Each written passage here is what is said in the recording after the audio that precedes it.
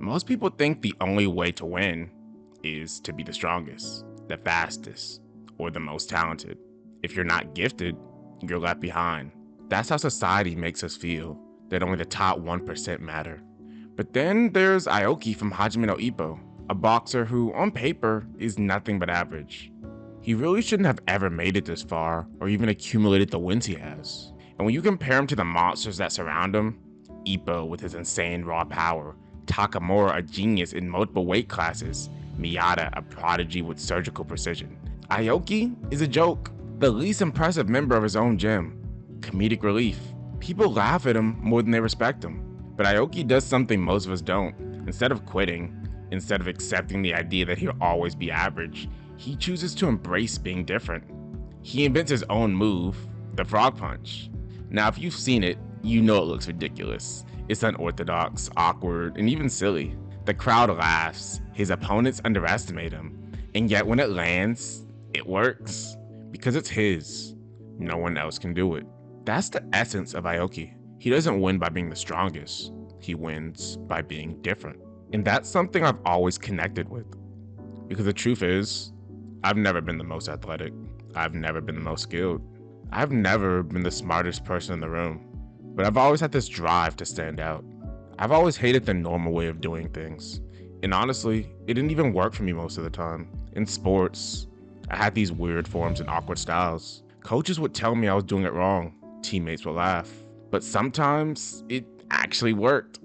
In school, when I was coding, my solutions didn't look like everyone else's. They were messy, they were confusing, but they solved problems in ways that made sense to me. And in life, where everything feels so controlled by these unspoken social rules, I never wanted to blend in. I wanted to stick out. And that's why Aoki resonates so deeply with me. Because like him, I never felt comfortable copying what worked for everyone else.